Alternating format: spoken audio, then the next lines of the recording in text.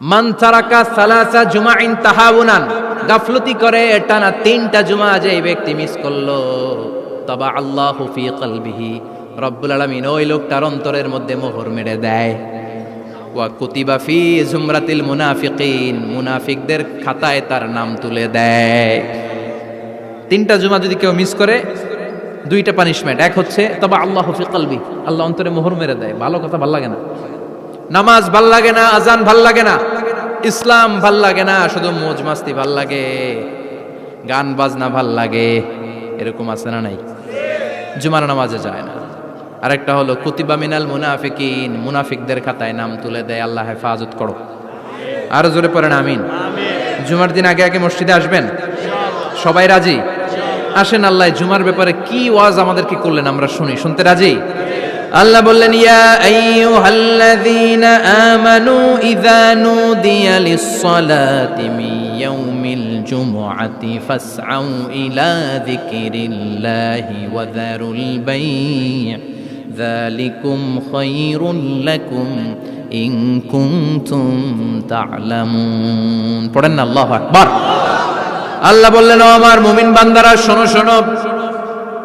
আপনাদেরকে অ্যাড্রেস করে আল্লাহ বলছেন, ও আমার মুমিন বান্দারা শোনো, ইযা নুদিয়া লিস-সালাতি মিন ইয়াউমিল জুমআ, জুমার নামাজের আযান যখন দেয়া হয়, ফাসআউ ইলা যিকরিল্লাহ, আল্লাহর স্মরণে তোমরা ধাবিত হও। ওয়া যারুল বাই', কেনাবেচা বন্ধ করে দাও। যালিকুম খায়রুল লাকুম ইন কুনতুম তা'লামুন, এটাই তোমাদের জন্য কল্যাণ যদি তোমরা বুঝতে পারো। জুমার নামাজের আযান যখন হয়, ফাসআউ ইলা যিকরিল্লাহ, আল্লাহর স্মরণে তোমরা বের হয়ে যাও। আল্লাহু আকবার। ফাসআউ ইলা যিকরিল্লাহ ইযা নুদিয়া লিস-সালামি ইয়াউমিল জুমআ, জুমার নামাজের আযান যখন দেয়া হয় বের হয়ে যাও, তখন কোনো কাজ রাখা যাবে না। এই আযান দ্বারা উদ্দেশ্য হচ্ছে খতিব সাহেব খুতবা দেওয়ার জন্য মিম্বারে বসলে যে আযানটা দেয়া হয়, এই আযান। কথা বুঝতে পেরেছেন? কিন্তু দুর্ভাগ্যজনক হলেও সত্য, আমাদের বাংলাদেশে এই আজানটা কেন যেন মুয়াজ্জিন ভাইরা ইমাম সাহেবের সামনে এসে আস্তে আস্তে দেয়, ছোট ছোট করে ইমাম সাহেবের মুখের উপরে দেয়, মাইকে দেয় না। এটা পাইছে কই? এটা যে কোত্থেকে ঢুকছে এক আল্লাহই ভালো জানে। আজান মানে অ্যানাউন্সমেন্ট। আজান মানে কি? কথা বলেন। অ্যানাউন্সমেন্ট কি জোরে হবে না আস্তে? তো সব আজান মাইকে এত সাউন্ড করে, এই আজানটা ইমাম সাহেবের মুখের সামনে এসে ছোট ছোট করে কেন দেয়? এটার কোনো দলিল আছে বলে আমার জানা নাই। এই আজানটাও মাইকে হতে হবে। আমি পৃথিবীর যত দেশ ঘুরেছি, অনেক বড় বড় মসজিদে আমি জুমার সালাত করেছি, সব জায়গায় মক্কাতুল মুকাররমা সহ মসজিদে নববী সহ সব জায়গায় খতিব সাহেব জুমার মিম্বারে বসার পরে যে আজানটা দেয়া হয়, এটাও অন্যান্য আজানের মতো মাইকে দেয়া হয়। আল্লাহ বললেন, ইযা নুদিয়া লিস-সালামি ইয়াউমিল জুমআ, জুমার দিনে আজান যখন দেয়া হয়, এই আজান দ্বারা উদ্দেশ্য হচ্ছে খতিব বসলে যে আজান 12:30 12:15 দিকে যে আজান, এই আজান উদ্দেশ্য নয়। বিশ্বনবীর সময়ে এই 12:30 12:15 দিকে যে আজান ছিল, এটা ছিল না। বিশ্বনবীর সময়ে ছিল না, আবু বকরের সময়ে ছিল না, সাইয়েদনা ওমর ফারুকের সময়ে ছিল না। এটা চালু হয়েছে সাইয়েদনা উসমান যুন্নুরাইনের সময়ে। তখন মদিনাতে মানুষের সংখ্যা অনেক বেড়ে গিয়েছে, লোকজন আর জায়গা হয় না, মুসল্লিতে ঠাসাঠাসি।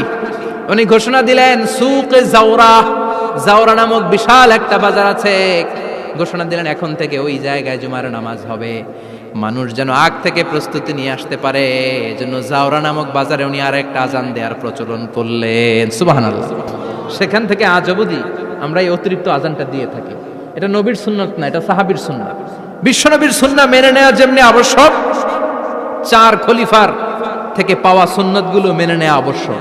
বিশ্বনবী বললেন, আলাইকুম বিসুন্নতি ওয়া সুন্নাতিল খুলাফায়ে রাশিদিন আল মাহদিন, আমার সুন্নাত ধরবা। হেদায়েত প্রাপ্ত 4 খলিফার সুন্নাত ধরবা। কেমনে ধরবা? ইক্ষু চিনেন? ইক্ষু না গ্যান্ডারি নাকি আখ না কুশাইল? হ্যাঁ, আখ। কাঁচা আখ খায় কি করে? এই সামনের দাঁত দিয়ে ভাঙে না?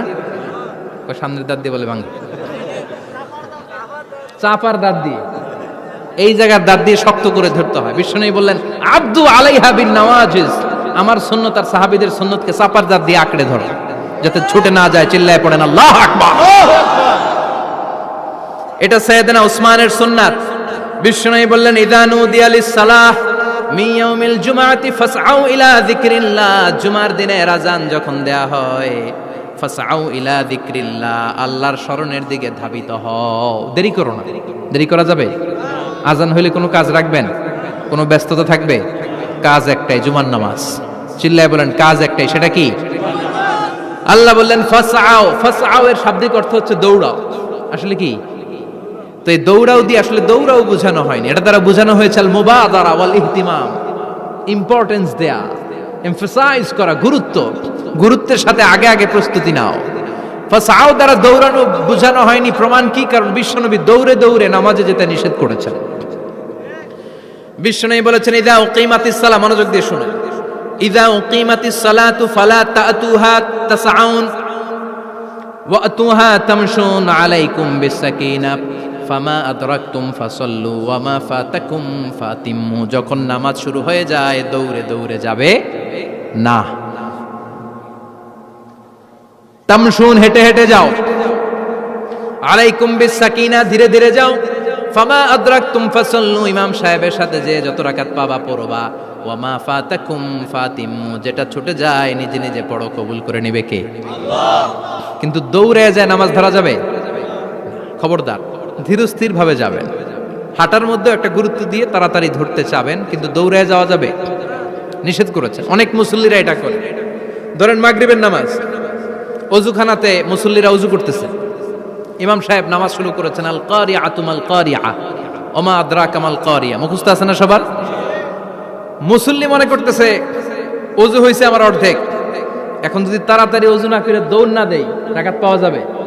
রাকাত পাওয়ার জন্য দিছে দৌড়। মসজিদে হচ্ছে টাইলসের মসজিদ, পিছলায় পয়রা মুসল্লি একদিকে, লুঙ্গি আরেকদিকে। আছে না নাই? আমার কাছে খবর আছে এরকম পা ভাঙছে অনেকের।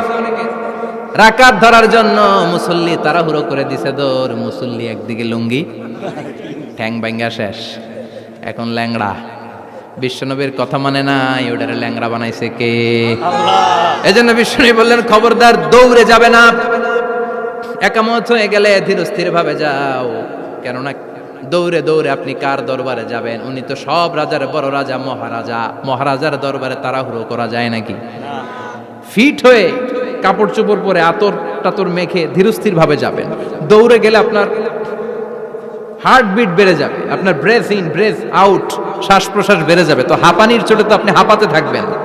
আপনি তাহিয়া পড়বেন